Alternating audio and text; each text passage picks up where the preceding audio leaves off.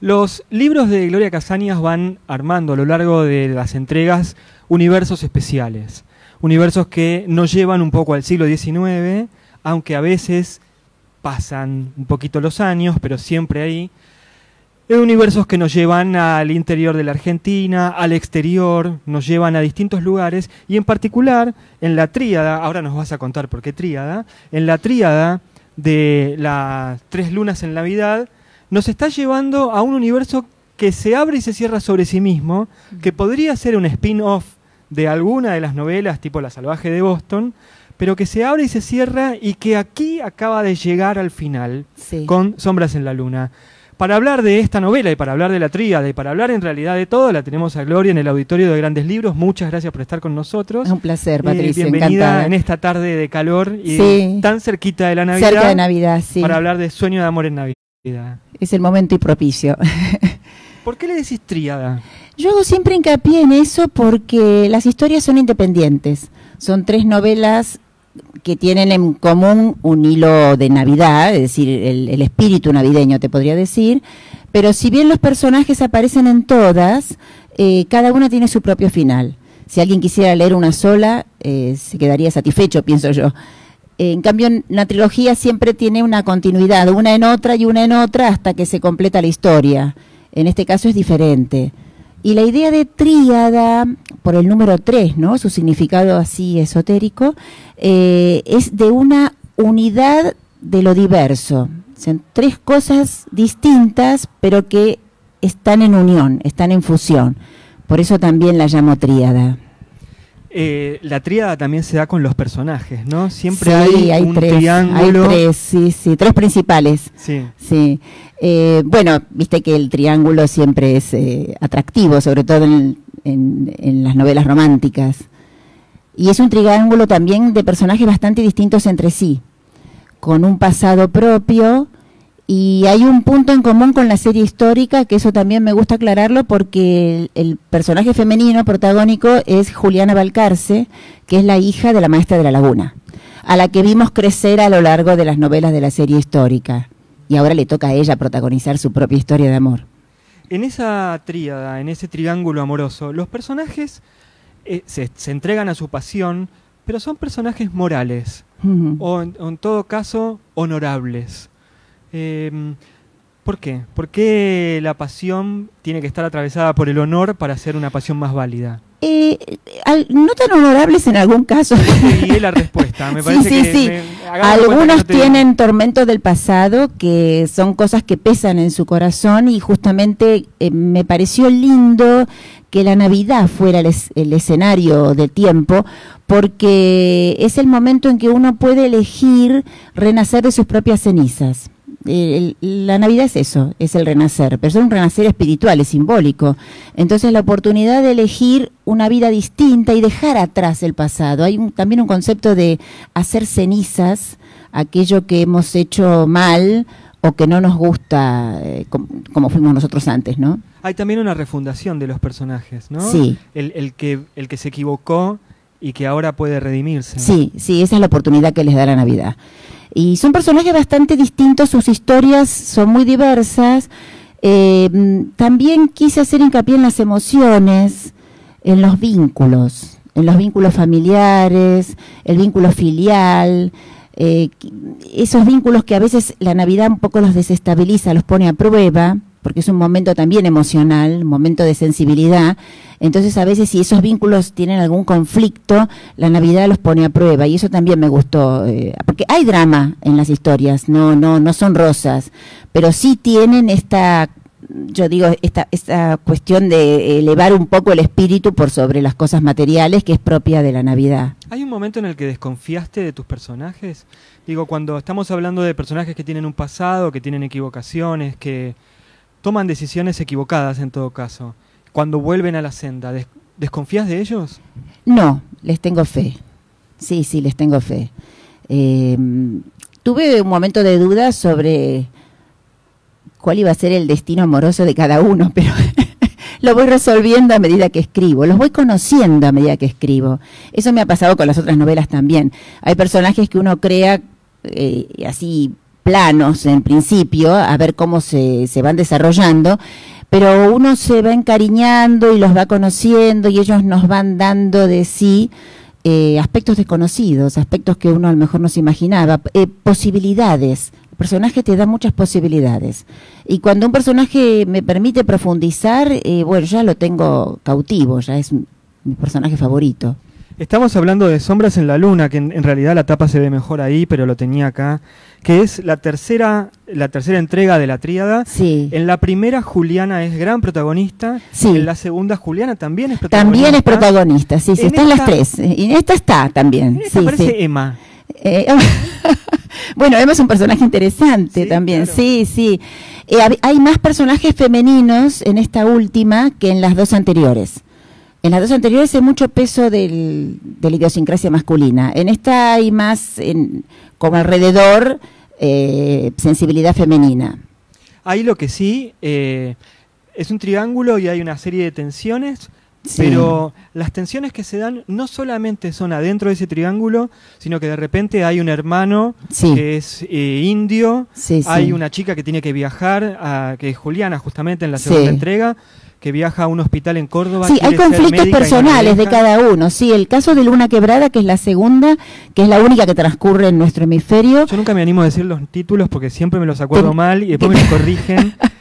No, sería Noche de Luna Larga es la primera, que transcurre en el hemisferio norte y es la Navidad Blanca. Como yo digo, es la Navidad que uno de chico imaginaba, a pesar de que jamás la vive, pero la imagina porque es la que recreamos acá nosotros, ¿no? Con nieve, con ese paisaje de renos, que no es el nuestro.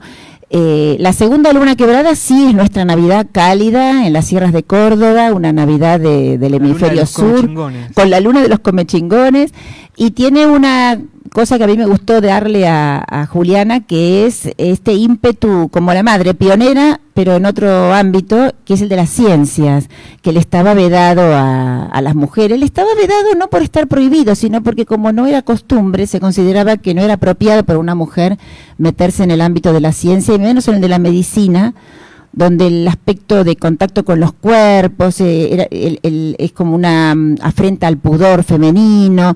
Bueno, yo quería que ella tuviera el coraje de atravesar esa barrera, y de la mano de Cecilia Grierson, que fue la primera médica argentina. Entonces me gustó recrear esa situación de ese momento, ¿no? Está Sarmiento ahí, ¿no? Como una figura... Él está siempre, porque él es el que abrió la puerta a ese cambio en la vida de las mujeres a través del normalismo primero, que aprendieran el oficio que les podía permitir ser independientes. Eso es una cosa que muchas veces no se hace hincapié en el valor que tuvo que Sarmiento encontrara positivo que las mujeres tuvieran su propia profesión, que ganaran su propio dinero y que pudieran hasta caminar solas por la calle, que no era tan común en una sociedad patriarcal de origen colonial español como la nuestra, ¿no? Él lo había vivido en Estados Unidos, eso le había impactado mucho, que las mujeres fueran independientes. Él valoraba mucho a la mujer inteligente, independiente, se enamoraba también de esas mujeres, pero las valoraba el espíritu femenino.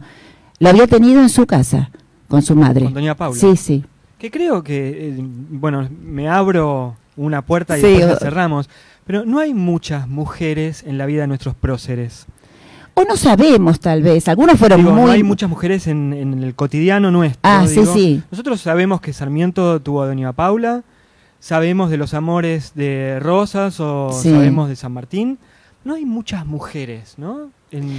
Los próceres son como de creación espontánea. Yo te diría que, con respecto a las madres, decís vos, sí, esa es una cosa que se da por sentado. Por ejemplo, yo supe no hace tanto tiempo que a Bartolomé Mitre le encantaba escuchar los relatos que le leía su madre, doña Josefa, por la voz, que tenía una leve entonación andaluza cuando los leía, y que para él esos relatos eran mágicos. Y yo me entero hace poco. No, muy pocas veces las biografías hacen hincapié en los aspectos más íntimos de los próceres, que son muy interesantes para conocerlos bien, para saber por qué fueron como fueron, porque eso los marca de por vida. A Sarmiento su infancia sufrida, podríamos decir, donde la madre sacaba adelante la casa porque don Clemente estaba casi todo el tiempo fuera, era arriero y además iba a la guerra, a él lo marcó mucho en su imagen de la mujer y la valoración de la mujer. Y cómo gracias a ella pudieron sobrevivir.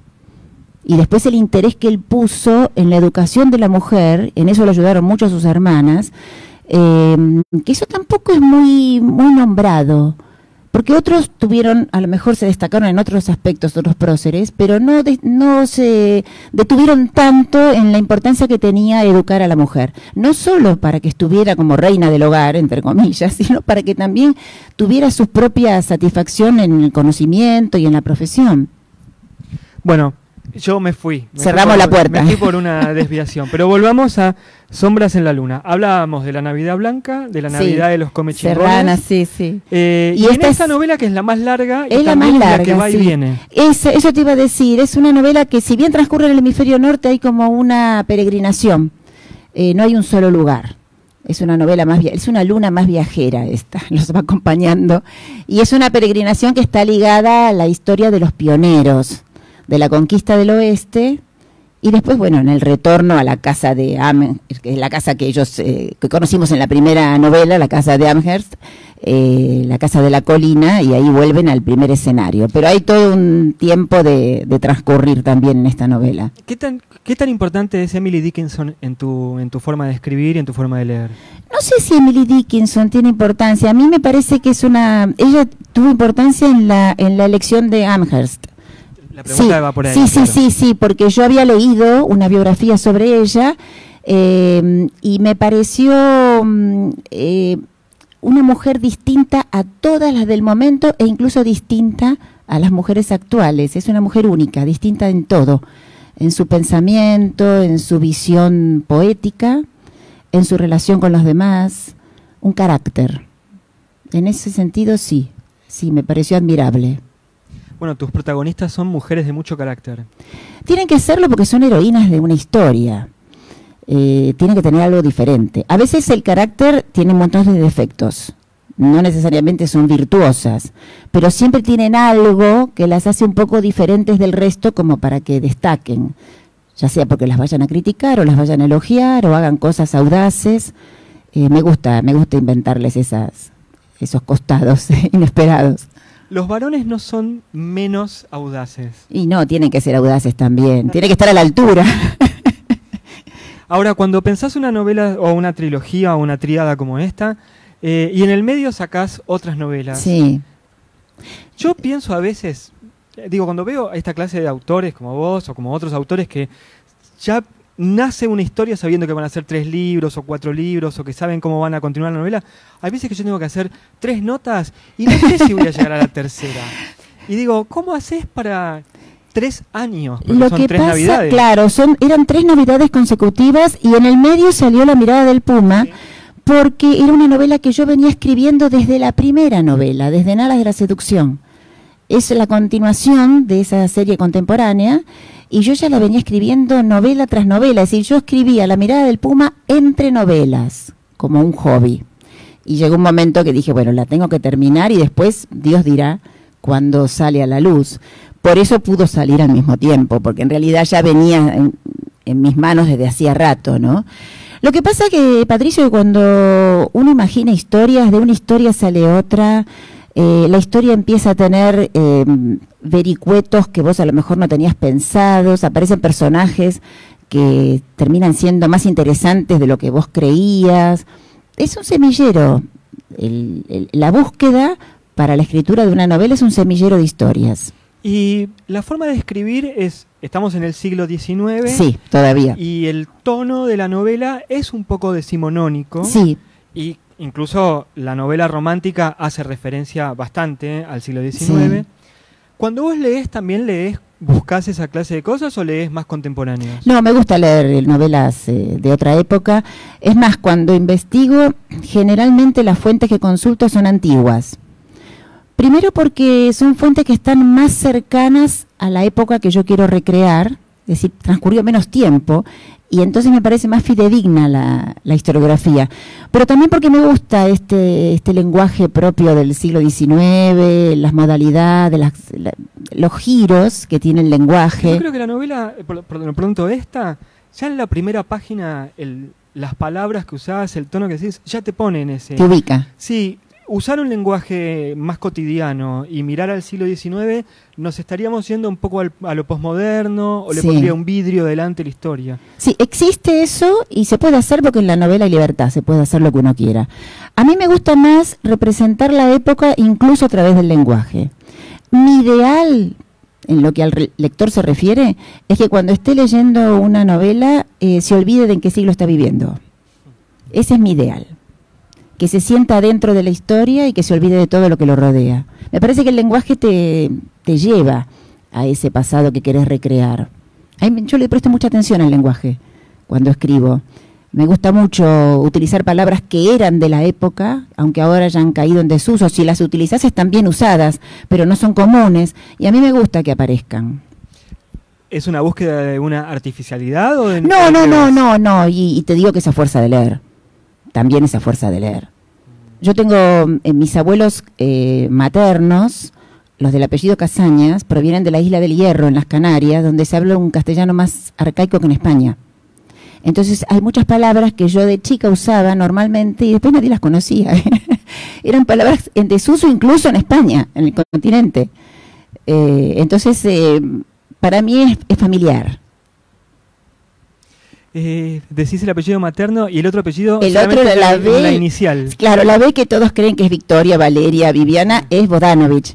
Es el apellido de mi papá, el apellido de la línea paterna. ¿Quién te convenció a no usarlo? En la editorial les pareció largo y difícil Bodanovich, es un apellido de origen croata. Y Casañas, por el asunto de la ñ que estábamos comentando justamente, rescatar la ñ, reivindicar la ñ, les pareció que para una autora que publicaba en lengua hispana, que tuviera un apellido con ñ, también le daba fuerza a esa idea, ¿no? Para mí es normal porque yo usaba los dos, o sea que no es extraño para mí tenerlo. Yo creo que cuando llega tu correo, el correo llega Boda. Sí, Gloriboda, claro. Digo, ¿quién es? Y ¿quién es? Al principio digo quién es hasta que veo que sos vos, ¿no? Pero, sí, es así. Bueno, tus lectores, la mayoría de los lectores son mujeres. Hace poquito estuvimos compartiendo una entrevista en un auditorio con 300 mujeres y había 2 varones en el público. Pero, ¿tenés feedback de varones? Sí. Al principio yo no era consciente de eso y en la página del Facebook yo ponía en femenino mis mensajes.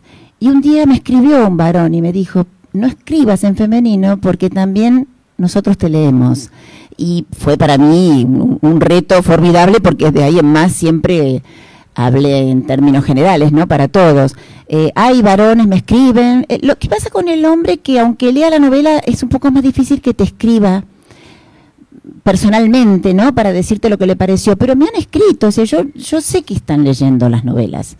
Hacen más hincapié en los aspectos históricos, pero las leen. ¿Es cierto que empezaste a escribir por consejo de Florencia Bonelli? No, yo escribí de chica siempre y nunca publiqué nada. Lo que sí, Florencia me alentó cuando tenía en Alas de la Seducción en las manos, me alentó a que la presentara. Me dijo, sí, esta novela tenés que, si te gusta tanto escribir, tenés que lanzarla. Fue una cosa un poco circunstancial, yo tampoco la había mostrado a nadie. Yo escribí desde chica versitos, como le decía yo al principio, en la escuela primaria, y después cuentos, que siempre fue un género que me gustó mucho. ¿Pero no tenés muchos cuentos? No, los tengo todos guardados, sí. Sí, tengo una colaboración con La Nación también de cuentos históricos. Sí, me encantan los cuentos. Y hay una antología de cuentos románticos, hay amor. Sí, pero hay un solo cuento. Bueno, porque era uno por persona, claro. Sí, no, me gusta mucho el cuento, me gusta leerlos y me gusta escribirlos. Me parece que el cuento tiene un grado de redondez que la novela no tiene. Quizás sea más difícil de escribir que una novela, o no te permite tantas digresiones, pero me gusta mucho el cuento, sí. Algo que me llama mucho la atención de los que son las mujeres que escriben novela histórica, romántica, hay un grado de cohesión, una sensación de grupo que no se da en otros géneros. Las veo, primero que el público las consume con hambre, y luego entre ustedes se conocen mucho. Sí, eso se da porque tenemos muchos encuentros. Y además las redes nos permiten comunicarnos, aunque no nos veamos. A veces los encuentros son, digamos, la cristalización de una relación que viene por mail desde hace mucho tiempo. Las mujeres somos más comunicativas por naturaleza, me da la impresión, entonces es más fácil que alguien termine de leer un libro y te quiera contar algo que le pasó con ese libro, o que le trajo el recuerdo de la vida con su abuela en un lugar que vos estás describiendo, es decir, hay más efusividad. El género romántico lo permite, me parece, y las redes lo facilitan. Y después, bueno, a las mujeres nos encanta reunirnos, comentar novelas. Yo misma formé parte de un grupo que existió, que ya no existe más, se llamaba Gauchas Románticas, y nos reuníamos para intercambiar libros, y teníamos también una especie de mini festival, digamos, un encuentro de fin de año, con sorpresas y sorteos. Son momentos muy gratos en torno a los libros. Hay una... No quiero decir una movida, porque es ponerlo solamente en un espacio de tiempo, y me parece que hay como una política pública, social, cultural, un cambio sobre el rol de la mujer en la cultura argentina. Sí. Yo diría, por lo menos en la cultura occidental, Sí. pero por lo menos en la Argentina. Hay movimientos que están buscando revalorizar al feminismo, Sí. al rol femenino. ¿Cómo te sentís con esos grupos? ¿Cómo te sentís en el rol de la mujer hoy en día? No, a mí me parece bien que la mujer se dé su lugar, creo que no hay ningún motivo para que sea diferente al hombre en eso. Me parece que hay que hacer hincapié siempre en el esfuerzo, el trabajo, el talento, para que no puedan decir que es por otra razón que no sea esa que ocupa ese lugar. Y yo apoyo esa dinámica, podríamos decir. No es de ahora el movimiento. Por eso yo no quiero decir sí, que hay viene una moda desde hace para tiempo. nada. Tiene como momentos de mayor fuerza, mayor auge. Quizá porque en el momento en que vivimos, el tiempo en que vivimos, sea inconcebible decir otra cosa, ¿no es cierto? Ya ahora no se puede argumentar nada en contra de eso. En otras épocas había que luchar más para que se aceptara, incluso para que hombres muy buenos aceptaran el rol de la mujer, porque por un afán de protegerla también la dejaban relegada al hogar y al cuidado del padre, del hermano, del esposo, pero ya eso no es un pensamiento actual, entonces ahora no hay ninguna razón para argumentarlo, ¿no? Y hay muchos hombres que lo apoyan también, así que... ¿Sabes lo que me pasa? Que nosotros hicimos una jornada, yo las acompañé a ustedes en la jornada Sí, romántica que festival, organizó sí. Penguin. En estas jornadas que duraron creo que 7 u 8 horas y pasaron muchísimas mujeres. Sí, hubo un desfile Y de novelas, de mujeres, de sí, historias. fue enorme, pero entre el público no vi, era el momento en el que se estaba Ajá. debatiendo la ley de interrupción voluntaria del Ajá. embarazo, y entre el público no vi ni pañuelos celestes ni pañuelos verdes. Fue para mí muy llamativo que vos en la calle salís y te encontrás con gente en el trabajo, en la escuela, en el colectivo, que ahí no hubiese... no se visibilizaba. Que no manifestaran la opinión. Sí, La opinión exactamente. la tienen. Quizá no consideraron que era el momento de hablar de eso. Estaban movidas por el afán de intercambiar pareceres con las autoras, de hablar de libros, de recrear los personajes de las novelas. Estaban enfocadas en eso y a eso estaba dirigido el festival. Yo creo que es por eso. El mismo que en la página, te digo, Patricio, en la página también ocurre lo mismo. Nosotros hablamos de muchos temas, pero no tocamos los temas que pueden herir susceptibilidades porque se puede opinar distinto o diametralmente distinto, porque no es el ámbito. Me parece que la página es el rincón para hablar de lo que nos une. Entonces no se tocan especialmente esos temas. Y te digo que es así, funciona así. Bueno, pero las novelas no son conciliadoras. No, para nada. Yo no te veo Sí, acá. sí, no, las novelas podés decir y los personajes pueden hacer y decir lo que les parece. La vez pasada una lectora preguntó en el meet and greet de la editorial por qué había personajes violentos y las mujeres se enamoraban igual. Y yo pensaba, bueno, eso pasa también, es una realidad. A pesar de que a veces el personaje violento en la novela no es violento físicamente, sino que es dominante o poco sensible a la necesidad femenina, ¿no? Es un personaje que es duro, podríamos decir. Pero sí, eso pasa en la realidad. Las novelas te traen vistazos de la realidad, a veces muy, muy crudos. Contame, después de esta tríada, me gusta que me corregiste lo de trilogía por tríada. Después de esto, ¿con qué seguís? Tengo un proyecto para el año que viene que es distinto a todo, no tiene que ver con nada de lo que tengo escrito. Es decir, no se corresponde con ningún personaje de la serie histórica ni de la serie contemporánea. Yo esta tríada la tomé como un cierre de la serie histórica que empezó con La Maestra de la Laguna. La tomé como un cierre porque fueron varios libros donde los personajes iban caminando entre las novelas, apareciendo en unas y en otras, y de alguna manera seguían la formación del Estado argentino, porque por la cronología que tenían iba avanzando en la historia en ese sentido. Sí. Pero ya no es que les quiera dar cierre definitivo, yo siempre digo, no quiero ser prisionera de mis propias palabras, ¿no? Que alguna vez se me ocurra volver sobre algún personaje y que me digan, vos dijiste que eso no lo ibas a hacer. Pero en este momento sí quiero escribir cosas distintas porque tengo proyectos diferentes y les quiero dar cabida. Las carpetas que tenés arriba. Cambié las carpetas, voy armando y desarmando todo lo que tengo en la... Guardo, como cuando uno da un examen, ¿no? Guardo los libros y los apuntes de ese examen y saco a relucir los del que viene. Y hago lo mismo con las novelas. Gloria, siempre es un placer hablar con vos. Gracias, Patricio. La recomendación es ir a buscar Sombras en la Luna, pero las otras dos también. Y ojalá. Siempre es un placer hablar con vos porque además yo me doy cuenta que llego con una serie de ideas y que vos las ponés en crisis y me hace pensar distinto. Así que te agradezco el que hayas venido al auditorio y que hayas tomado el tiempo para hablar con nosotros de Sombras en la Luna. A vos, Patricio, encantada. Muchas gracias.